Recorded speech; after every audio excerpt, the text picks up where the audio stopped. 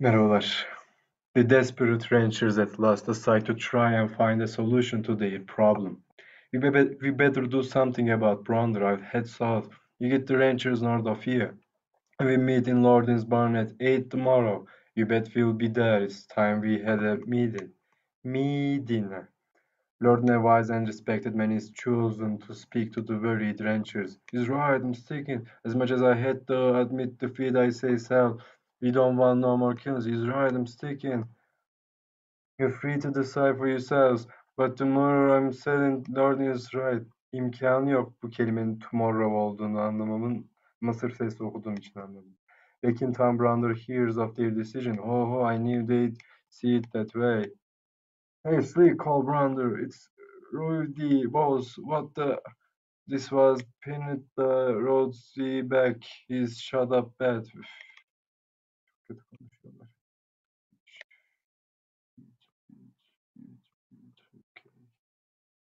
Bronder, you and your gang must pay for all your crimes. I'm starting to collect the masked raider. Masked raider. Meanwhile, over at the sheriff's office, an unexpected caller arrives. No. No, you. How do you stand on the subject of cleaning up this town, Sheriff? Who are you? You're masked. It will mean that you will have to open your paws, Brander. I'm with you, stranger. I'm through crawling to him. I take my chances and put the deed back in the law. Yes, sir. Outside, huh? So that's the way the wind blows. I cannot get them both. The double-crossing sheriff. Just as the eavesdropper decides to shoot the two unsuspecting men, a crony arrives. Just a minute, pal. Let me in of the fun.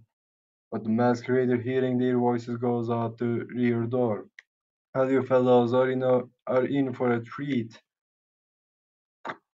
All right, she put these two away. I start the roundup of the rest of the Brander gang. Slick, do you walk to jail or will I have to drag you? Masked. Herkes de aynı şeyi söylüyor. Jesus. The loud voice of Slick brings the remainder of Brander's gang to his aid, but the townsmen rush to the aid of the masked raider. Get going, house. It's too hot here. So Brander is trying to run out. Not if I can help it. Come on, Lightning, let's get him. The masked raider drops next Brander and jerks him from his horse. What the fuck? There you are, man. The Brander gang is no more. Brander's finished, but will the masked man tackle the bigger game? The end. Aa, bitmiş lan. Şimdi bitirebilirmişiz. Jungle Terror. Yaklaştır. Bakalım ne oluyormuş. Complete Adventure Story by Tom Dixon. At the Florida plantation home of Professor Roberts, Ken Masters, and Tim Roberts, the professor's nephew, are talking. I tell you, Tim, we shouldn't have let the professor go into that jungle. 3 months have gone by and we have not heard from him as yet. Şükür ya Rabbim, bak nasıl güzel İngilizce. Of, nasıl rahat. Just because someone told him that a certain Indian tribe has a diamond possessing hypnotic powers is no reason for him to go alone into the jungle. We've got to find him, Tim. Let's take a look at the map. Yes, here's the spot, the proof Professor marked before he left, Tim. Jesus'ın G's dediydik. Bu sefer de G görüyoruz. Bunu Morty de çok diyordu sanki şeylerken Morty. It sure is a desolate spot, Ken. I say, son. Look, deep in the Amazon jungle. Amazon. Well, that settles it, Tim. We're leaving the first thing in the morning, Tim, and we're going by air. I can't wait till morning, Ken. Bu da profesör. Benim kendi de bir profesörüm vardı. Peki yanılarım yok kendisiyle. Bana çok küçük not verdi. Önemi yok. Outside the window, a figure listens. And a few minutes later, the figure rushes into the home of John Crafton, owner of the adjoining plantation. Boss, they're leaving in the morning. I heard Masters tell the kid. Good. Tell the boys to get ready. We follow. 6. Okay. The next morning, Ken and Tim are ready to leave. Okay, Ken, let's go. Take a last look at Florida. Tim, we're headed toward the Caribbean. Ken, there's a plane following us. Hey, It looks like it is. This corruption's plane. Now I wonder what he's up to. Hours later. They're still following us, Ken. Let them come. We're over the jungle, Tim. Oh, something's wrong. Mother's missing. Hold tight, Tim. We're going to land in the trees. Jesus. Jesus. Ken climbs from the wrecked plane carrying Tim with him. Oh, my head. Are you okay, Ken? Yes, Tim. Take it easy. You'll be all right in a few minutes. Sanki uçak düşmedi belki. But a figure follows Ken and the boy as they make their way through the jungle. Don't be afraid, Tim, but I think we're being followed. Gosh, savages! A moment later. White man, stop. We take to chief, come. Okay. 46, 47.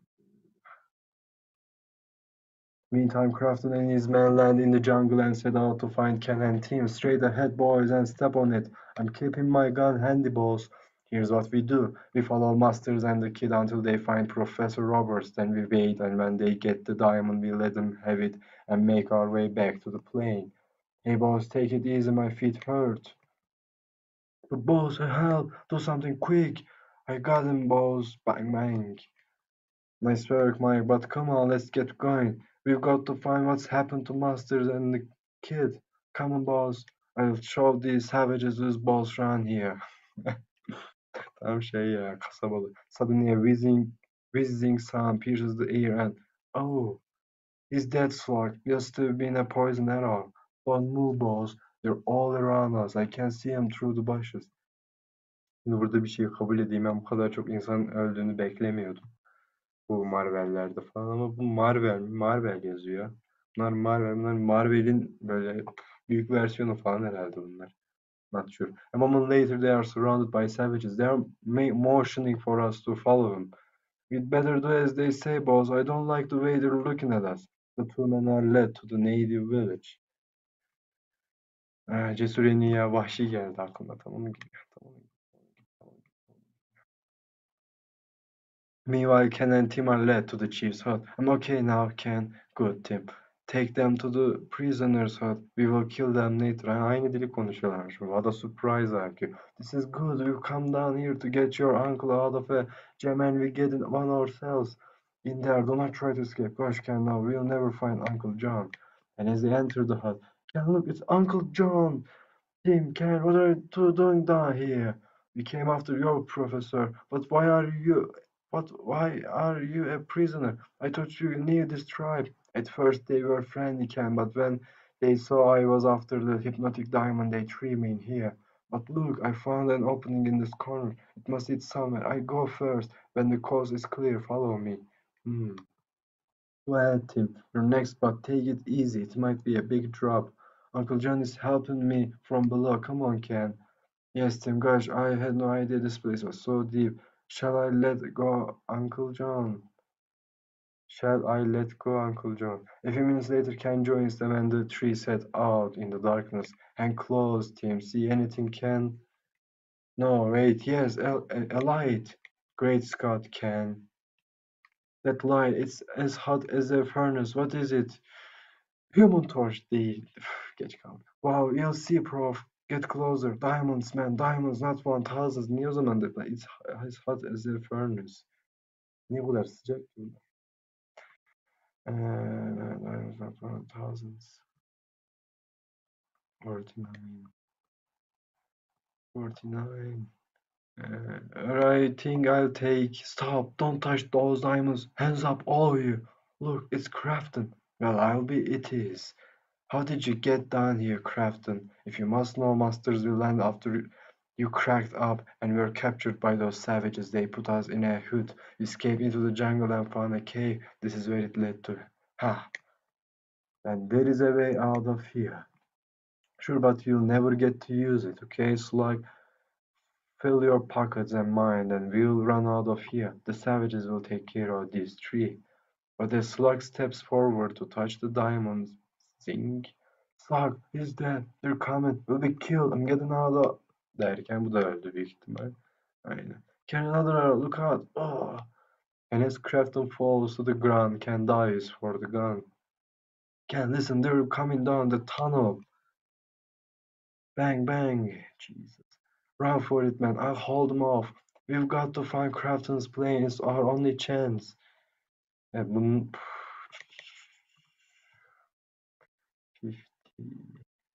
Pek bir Marvel'le alakası yok gibi ama herhalde bir şeyler olacak. The coast is clear. Where do we go now? Into the jungle, man. We'll have a better chance and more time to find that plane. Funny, that plane should be around here. We've got to find it, Professor, and mighty quick, too.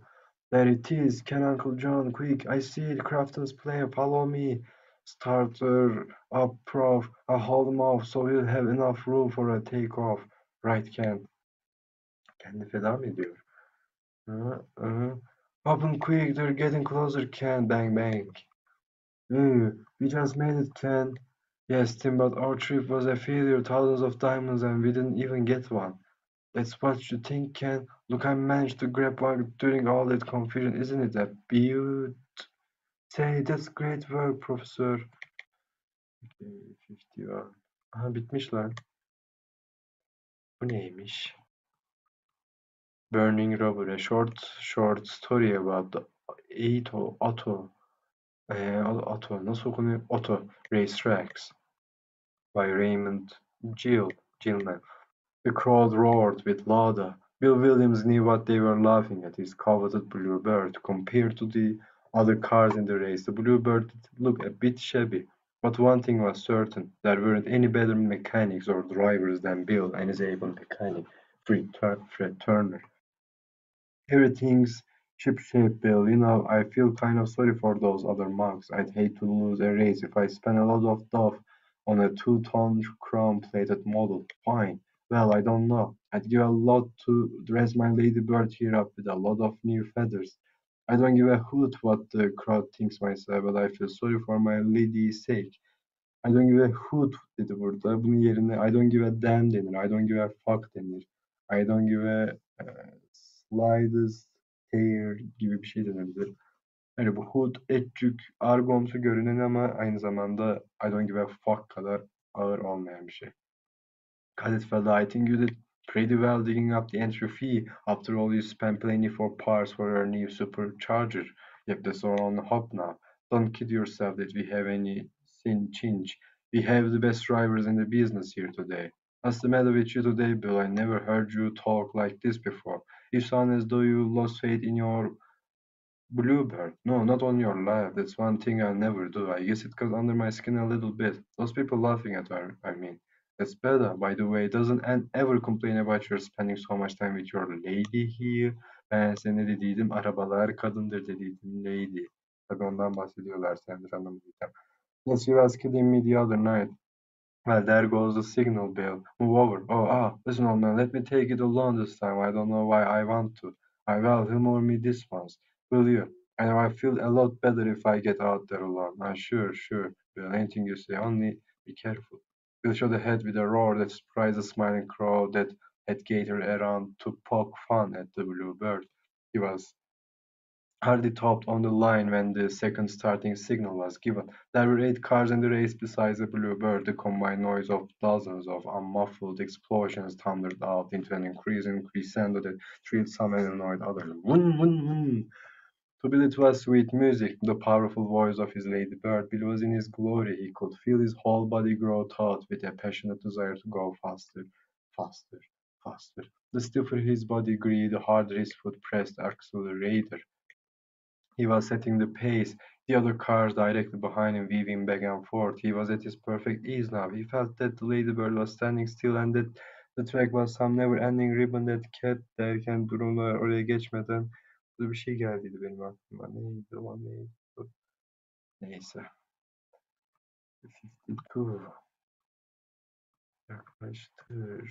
Çok yakın oldu.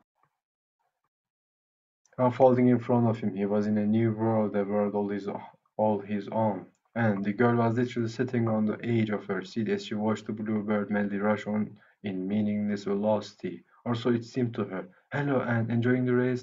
Fred, what are you doing up here? Why aren't you in there with Bill? Oh, take it easy, he's just a bit moody, I guess. He wants to be alone. Şimdi burada he wants burada W kullanmış lazım. Normal V kullanmış. Why? Bu farkı bilmiyorum. Bilmek istiyorum ama bilmiyorum. Oh, Fred, I always feel better when you're with him. If it's possible to feel good when he's throwing himself bodily into the face of fate, you shouldn't have let him take it out there alone. Well, it's too late now to do anything about that. Besides, there's something you can do to help Bill. That's why I came up here. Yes, Fred, you know I'll do anything for that grease monkey. That's the idea. Calm down. I don't know what it is that's got everybody keyed up today. We've all gone through this race before together. Yes, we have, Fred, but somehow I feel that today it's all got to end one way or the other. And you know that we've spent a lot of time working on the Bluebird these last few months. We've always worked hard on her before a race, but this time we've done something more than that. We perfected a new gas feeder. I know Bill wouldn't want me to tell you, but I feel that you have a right to know. Bill is in there right now, risking his life to test it. This test is the final step. If it works, Bill will retire from the track. He told me so. If it fails, well, kaybederse ölecek. Yeni bir şey takmışlar, motor gibi bir şey takmışlar. Daha onu test sürüşüne bile çıkarmadan direkt yarışa onunla girmiş zaten. Ee, Kazanırlarsa işte onun sayesinde kazanmış gibi olacaklar anladığım kadarıyla. Kaybederlerse de ölecek. Bu araba yarışlarında falan insanlar kaza yaptığı falan ölüyor. Ama burada başka bir şeyden de bahsediyor olabilir tabii. Fred, tell me, what if it doesn't work? What will happen? What can a gas feeder do that will possibly crack him up? Just this. That new feeder is mounted over the engine. It feeds with a combined force of gravity and pressure. If anything should go wrong, if it should spring the smallest leak, that hot motor will blow both him and the Bluebird to kingdom come. Oh, tell me quickly, Fred, what can I do that will help? Well, you and Ruth Clark, the daughter of the big modern magnate, C.G. Clark, are on pretty good terms, aren't you? Why, yes, Ruth and I went to school together. Why? İki tane why görüyoruz. Bakın bunu konuştuk Harry Potter'da, belki hatırlıyor musunuzdur? Hani Harry Potter'ları izlediyseniz. Biri soru, diğeri cümle bağlayıcı gibi dedi. Yani why, yes, böyle laf kolayca why, yes. Ruth and I went to school together. Why gibi. Here's why. If you can get Rose to get you in to see her father now before it's too late, we may be able to save the day. And Bill's neck. What am I supposed to do after I get in? Here, show him these plans. It's the gas feeder. If you can sell him on the idea of manufacturing it, Bill could be flagged out of the race before the temporary mounting should blow. Of, neden üzücü? Şimdi sırf böyle oyun olsun diye bu Bill de kabul etmiş mi bunu tam hatırlamıyorum ya da anlamadım da. Adamın hayatını riske atıyorlar ya da numara yapıyorlar bilmiyorum. Belki de hiçbir risk falan yok ortada. It's a deal. Give me those plans. You just watch. He won't make more than one more circle of the track. I see to that. Bill, still madly kicking the gas pedal, was now unconsciously wiping oil off his face. Suddenly he jerked himself back into stark reality. The oil he is wiping off is tin. Too tin. Gasoline! İyice sızıntı vermiş. On the stands, Fred saw the thin shred of smoke trailing the Bluebird, her gripping his heart. He called to Anne to hurry in another moment, but Anne hadn't wasted any time. Fred's nervous, scanning eyes finally located her, done talking to the starter. He also saw the Bluebird, never slowing round the turn and come rocketing up the straightaway in front of the stands. Just as he crossed the line, the checkered flag waved him out of the race. The other cars shot right past him for the final lap. Bill leaped out of the Bluebird and took the situation in at a glance. Of course, just like a woman, and became nervous, couldn't stand a little smoke, so she had him flagged out. She didn't care if she was throwing all of his hard work out of the window. Well, and you did a beautiful job. I couldn't have done better myself, and you claim you care for me. Why? All you care about is yourself. See here, this young lady just saved your life. A most ungrateful exhibition, young man. A most ungrateful exhibition. Why, Mr. Clark, oh, what's the use? She's probably quit that too. At least if she let me finish the race, I'd be in that much. Oh, well, young man, this young lady just explained the fine points of your new gas feeder to me. I'd like to have you drop into my office this afternoon, if you will, and we can come to terms. What? Why didn't you tell me this before? Wee! Oh, Anne, forgive me to the devil with the race. Oh, pardon me, but to remember me? I'm Fred, your mechanic. Fred, you old son of a gun. Isn't it wonderful, son of a gun? Silahın oğlu. Son of a bitch diye işte orospu çocuğunun İngilizcesi var. Son of a gun onunla alakalı herhalde. Hani böyle sana şu an annene küfür etmek üzereyim deyip etmiyor gibi bir şey mi oluyor? Öyle bir his sezdim. Isn't it wonderful? It certainly is. The darn thing works. You did manage to gain a whole lap on those birds. They all had to go around an extra lap to compete for second place. Böyle bu yarış arabalarını şeyle kıyaslamaları da güzelmiş. Kuşlarla. Bitti. 53. Adventures of Ka-zar, the Great from the famous character created by Bob Beard, Zara Ben Thompson, Justin Panzer. John Rand, young owner of a rich diamond field in the Transvaal, is flying from Johannesburg to Cairo with his wife and their 3-year-old son David. Over the heart of the Belgian Congo, the plane develops motor trouble and Rand is forced to come down in the thick, wild tropical forest. Şimdi bak burada güzel bir şey. 1939'da yazıldıysa bu, ya ondan birkaç sene önceki bu insanların işte tropical forest korkularını hatırlatacaklarını düşündükleri, ona güvendikleri için böyle tropical forest olaylarının insanları hala korkuttuğunu hikayeler yazıyorlar. Cümlenin başını unuttum. Ya da 1939'da hala insanlar bu tropical forestlardan falan korkuyor. Hala tam olarak keşfedilmemiş falan diyeceğim ama şimdi 1500, 1400 bilmem ne de Amerika keşfediliyor falan. Ondan sonra insanlar cayır cayır zaten her yeri araştırıyor ediyor falan. O zaman bu böyle o 500-600 senelik olan o korkuyu kullanıyor bu hikayeyi oluştururken desem biraz daha tutarlı olmuş olurum diye düşünüyorum. Constance, hold David, I'm going to land. The plane dives into the dense Congo jungle. Constance, David, are you hurt? John Rand staggers out of the wreck. Nice and slow, nice and slow. And he lifts his wife out of the broken plane. Mommy hurt? My leg, I think it's broken. There's a medical kit in the plane. I'll fix you up in a jiffy. While his mother was recovering, young David quickly made friends with the small jungle animals. Daily Zar, Lord of the Jungle, watched the strange two-legged cub.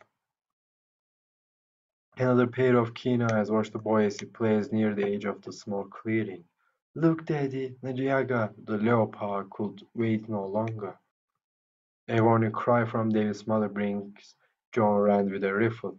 One quick shot stops Nyaga and the wounded leopard dashes into the jungle without harming David.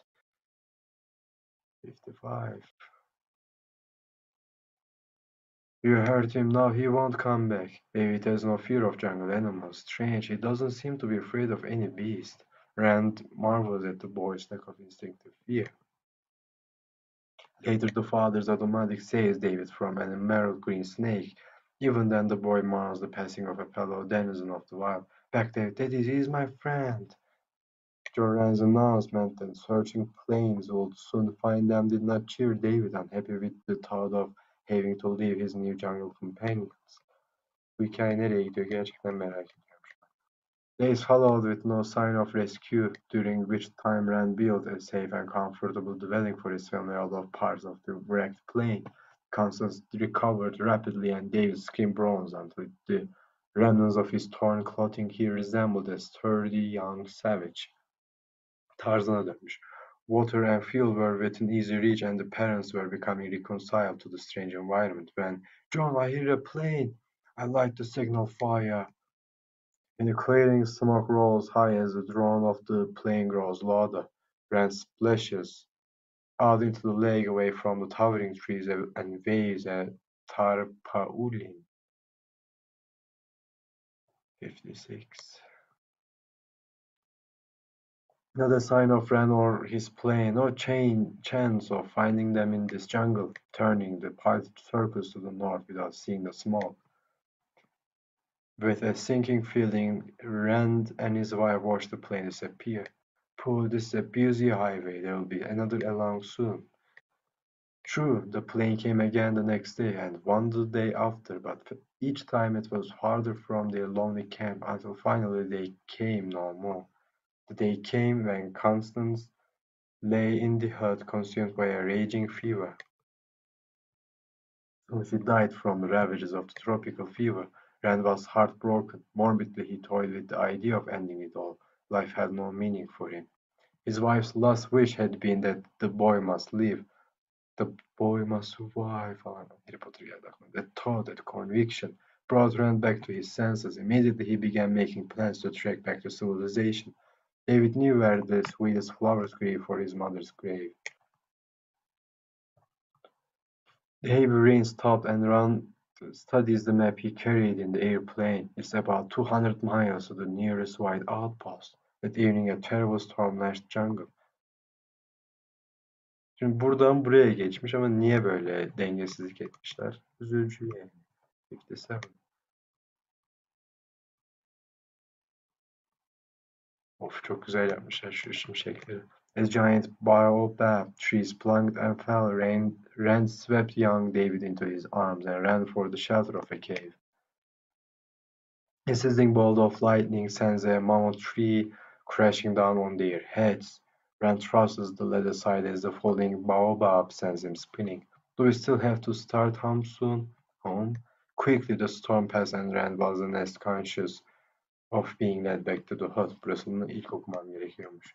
Why, this is home, son. Here is this clearing where your mother is. I'm glad. John Rand never recovered mentally from the blow that the falling tree struck him. Though rational in every other respect, he labored under the delusion that the jungle was his home. Oo, şey olmuş, ne olmuş?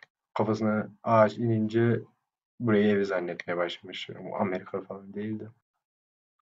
Together he and David survived, Yunan tanrılarına dönüşmüşler, and tried. His beard became a luxuriant growth that Zar might have envied. Some latent impulse had made John Rand teach his son to read and write, but David preferred playing with his friends to even such simple schooling. Oh, yukarı çık. As David grew older, he liked to roam the forest. He could swim like Nyasa the fish and climb trees with all the agility of Nono the monkey. He knew now why his father had fired at Nyaga and why he killed the green snake. This was the code of the jungle, kill only when necessary. Soon he learned to talk to the animals with strange, guttural sounds, and from that day he lived a happier life. The jungle led met Kuok, the wild pig, and stayed that beast started flight with a friendly call.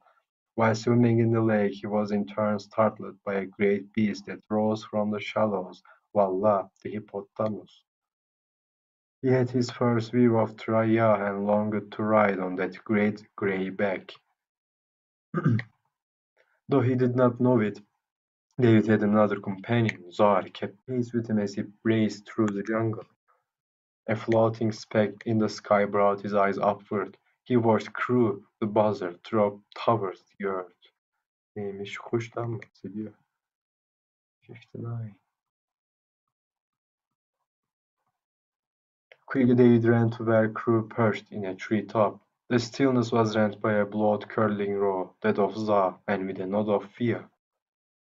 For the wise monarch of the jungle had erred. He had made a fatal misstep and lay trapped in quicksand.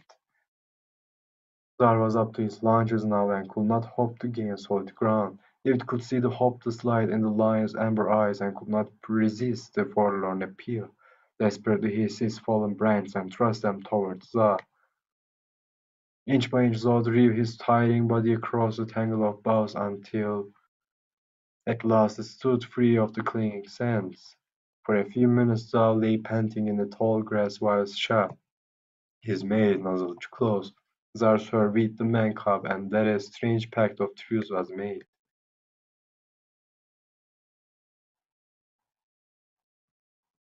I smell smoke. Oh, bir yanlış bir yere mi geçtik? Yo, tamam.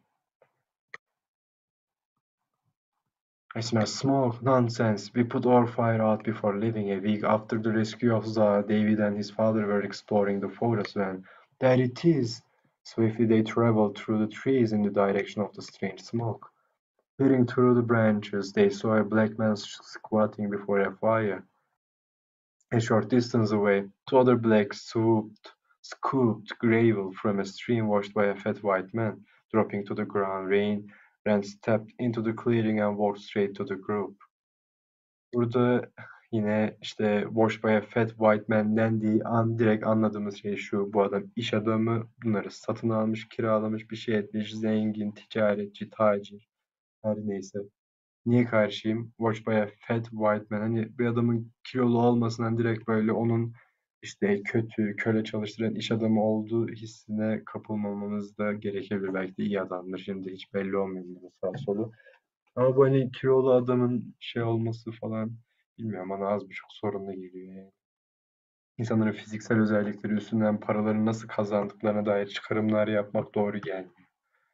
Kendisine. Dropping to the ground, Rand stepped into the clearing and walked straight to the group.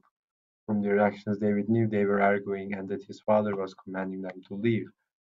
He also saw his father turn slowly on his heel and start back towards the barrage. Adam iyi biri değilmiş. At that moment, Paul de Craft, with a heart as greasy as the rolls of fat that covered his body, raised his gun and pointed it at Rand's back. Tam olarak haklıymışım.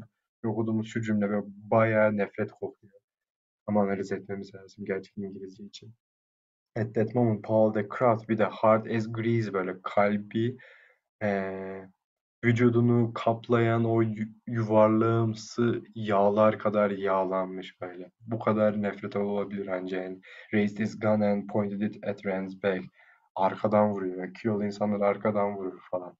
Üf, ucuz ucuz işler yapıyorlar. Yüz ediyorlar beni. Neyse. Sırf Marvel diye devam ediyoruz. Bir gün örümcek adam çıkacak diye devam ediyoruz. Başka bir sebebi yok.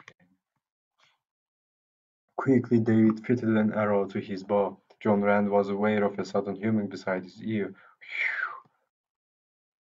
In the Craft's arm an arrow quivered and the automatic revolver dropped to the ground. David and his father silently faded into the jungle, but if David could have seen the devils of hate leering out of the Craft's eyes, he would have placed another arrow in the man's throat. This jungle is sacred to your mother. Remember that, son. No one must be allowed to profane it. Nereden devam ediyoruz? That night, Amorous, that's what I stumbled on in this godforsaken stream.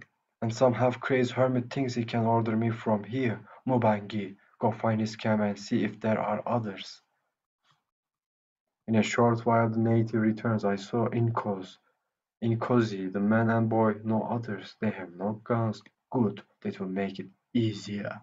At dawn, David watched the other camp from a high rock. It appeared deserted. Had they obeyed his father and fled in the night? Baba ölüyor bence.